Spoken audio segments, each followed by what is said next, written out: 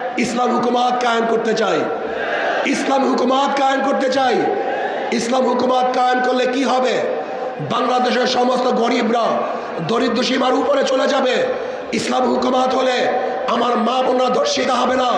ইসলাম হুকুমাত হলে খোলা আকাশের নিচে বাংলাদেশের একজন নাগরিক আর ঘুমাতে হবে না।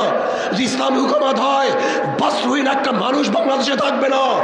যদি ইসলাম হুকুমাত হয় কেউ খাবে কেউ খাবে না, এইটা আর থাকবে না।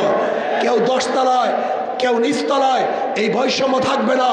আমাদের বাংলাদেশের প্রত্যেক নাগরিকের অধিকারকে ফিরিয়ে দেওয়া হবে, সাম্যতা হবে, মানবিক মর্যাদা প্রদান করা হবে, ন্যায় বিচার প্রতিষ্ঠা। আউযু বিল্লাহি মিনাশ শাইতানির রাজিম। বিসমিল্লাহির রহমানির রহিম। ওয়ালা তাহিনু ওয়ালা তাহজানু ওয়া আনতুমুল আ'লাউনা ইন কুনতুম মুমিনিন। সাদাকাল্লাহুল আলিয়্যুল আযীম। সবাই পড়ি সাল্লাল্লাহু আলাইহি ওয়াসাল্লাম।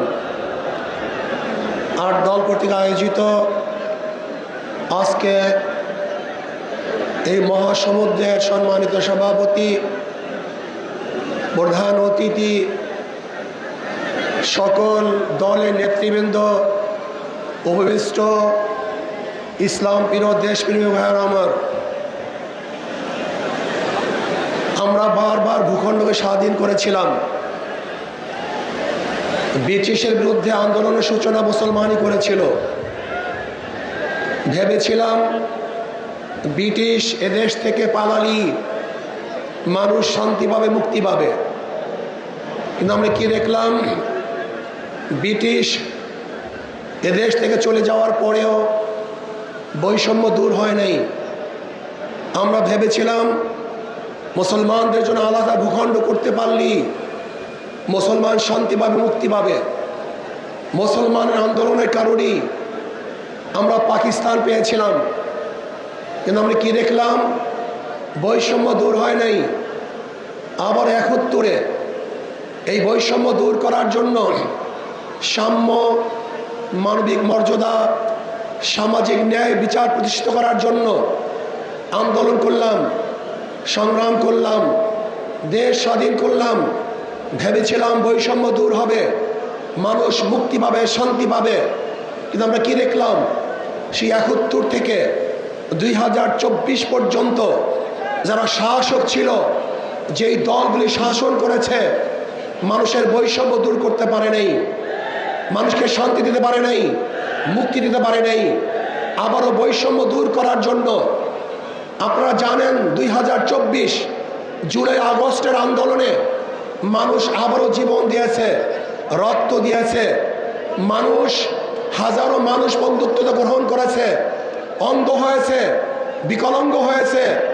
ভেবেছিলাম এবার বৈষম্য দূর হবে, চাঁদা মুক্ত দেশ পাবো, মানুষ শান্তিতে বসবাস করতে পারবে।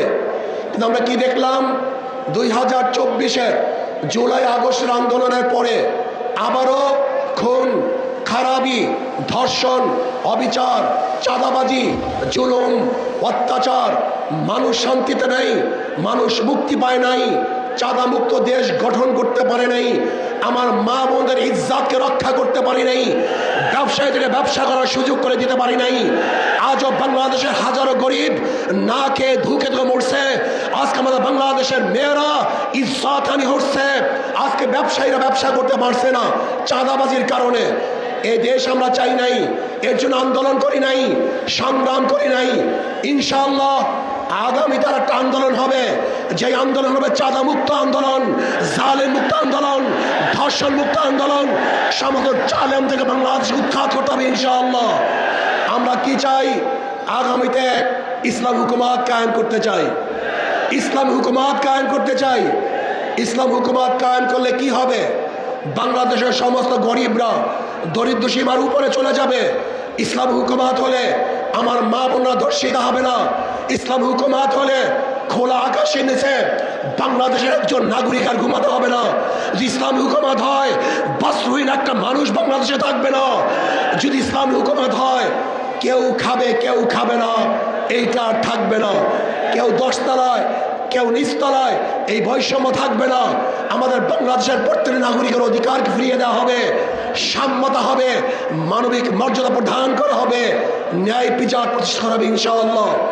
ইসলামী হুকুমত হয়, বাংলাদেশে একটা টাকাও বিদেশে পাচার হবে না। আমি আশা করি ইনশাআল্লাহ আগামী নির্বাচনে মানুষ দুই ভাগে ভাগ হয়ে যাবে। একদল মানুষ ইসলামের পক্ষে, একদল মানুষ ইসলামের বিপক্ষে। কেউ দেশের পক্ষে, কেউ ভারতের পক্ষে। আপনি ইসলামের পক্ষে থাকতে চান না বিপক্ষে থাকতে চান? আপনার ভারতের পক্ষে থাকতে চান না বিপক্ষে থাকতে চান? তাহলে আসুন, আজকের ঠিকই আমাদেরকে আন্দোলনে ঝাঁপিয়ে পড়তে হবে। প্রত্যেকটা ঘরে ঘরে যেতে হবে, ইসলামকে বিজয় করার জন্য চেষ্টা করতে হবে। যদি ইনশাআল্লাহ আমরা ঐক্যবদ্ধ থাকি, আমি অনেক আগেই বলে দিয়েছিলাম, আপনারা যদি ঐক্যবদ্ধ থাকেন অবশ্যই ইনশাআল্লাহ আগামীতে ইসলাম ক্ষমতায় যাবেই যাবে, কোনো সন্দেহ নাই। আমি তত্ত্বাবধায়ক সরকারের, অন্তর্বর্তী সরকারের প্রধান ডক্টর ইউনূসকে বলবো, নির্বাচন নিয়ে ষড়যন্ত্র চলতেছে, নির্বাচনকে পিছনে হটাবার ষড়যন্ত্র চলতেছে। আমি বলবো যথা টাইমে নির্বাচন দিতে হবে। নির্বাচন নিয়ে কোনো ষড়যন্ত্র বাংলাদেশের জনগণ মানবে না। একটা নির্বাচন দিতে হবে, গ্রহণযোগ্য নির্বাচন, যেই নির্বাচনে সবাই অংশগ্রহণ করবে, সবার অধিকার সমান থাকবে, কোনো গুন্ডা থাকবে না, মাস্তান থাকবে না, ভোট দখল চলবে না, কেন্দ্র দখল চলবে না, কাউকে হুমকি ধমকি দেওয়া চলবে না। বর্তমান প্রত্যেকে নীতি আদর্শ রক্ষা করার জন্য, বাস্তবায়নের জন্য চেষ্টা করবে। সেই সুযোগ, লেভেল প্লেইং ফিল্ড সরকারকে গঠন করতে হবে, সেই পরিবেশ সৃষ্টি করতে হবে। যদি আপনি ব্যর্থ হন তাহলে বাংলাদেশের জনগণ আপনাকে অবশ্যই ক্ষমা করবে না। আসুন আমরা সম্মিলিতভাবে আগামী ইসলাম হুকুমত কায়েম করার জন্য আমাদের যা কিছু আছে সব নিয়ে ঝাঁপিয়ে পড়ব। অবশ্যই ইনশাআল্লাহ ইসলাম বিজয় হবে, এদেশের চাঁদাবাজরা আর বিজয় অর্জন করতে পারবে না। আমা আলাইনা ইল্লাল বালাগ। আসসালামু আলাইকুম ওয়া রাহমাতুল্লাহি ওয়া বারাকাতুহু।